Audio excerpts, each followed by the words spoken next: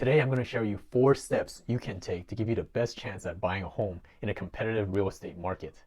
What's up everyone, this is Kevin Kuo, real estate agent and property manager in Pasadena, Southern California. The goal of this channel is to help prepare people for home ownership and real estate investing. If you're looking to buy a home right now, you might have noticed how frustrating the process has become. I've been working with buyers for the past year and found 4 practical steps that you can take to give you the best chance at buying a home in this competitive environment. Step number 1, get underwriter approval.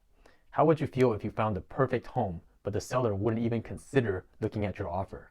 Recently, in San Gabriel Valley where I work, I've had multiple listing agents tell me that they get so many offers that they only consider offers with underwriter approval. In normal situation, the pre-approval letter would be sufficient. In a competitive market situation, the sellers are very selective and they want to see that you're going to be qualified for your loan right when they see your offer. Step number 2. Know your budget and market price. When working with buyers in a hot market, a lot of buyers are frustrated because they don't know how likely they'll win if they have to compete with other buyers for that home. Before visiting a listing, work with your tax professional and your lender to determine your highest comfortable purchase price, and also work with your real estate agent to determine the market price of that listing. The higher your budget is compared to the market price, the stronger you are as a buyer and the more likely you'll be able to win if it goes into a bidding war. Remember, gauge your chances of winning based on market price, not list price. The list price is what's used to advertise the property, but may not be what the property will actually sell for. The market price is what you come up with your agent when researching all the sold and active comparables in that neighborhood. To be a strong buyer, I recommend looking at listings with market price at least 5%, ideally 10% below your budget. That way you have enough room to address unforeseen issues like bidding wars, appraisal issues, or repair issues after inspection. Step number 3, find a market where you're strong. I hear of agents talk all the time about writing multiple offers only to be outbid by someone else. This happens because their buyers are competing in a market where they're not financially strong.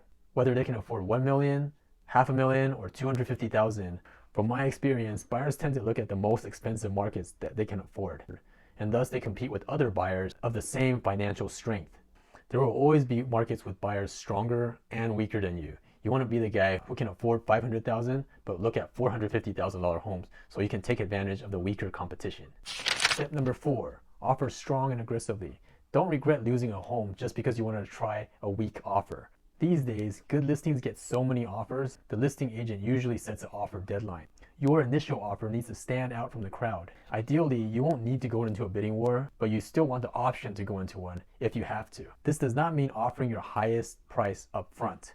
A good real estate agent should negotiate with the seller to produce an offer with price and term that's both desirable for you and the seller. If the listing agent refuses to give any information about the listing, I always recommend writing an offer that's slightly above market price. When your offer has underwriter approval, strong financials, and is also above market price, the seller will usually want to work with you or at least give you a chance to counter back. Please share and comment down below if you found this video helpful, and feel free to connect with me if you have real estate needs in the San Gabriel Valley or the greater Los Angeles area. Until next time, goodbye.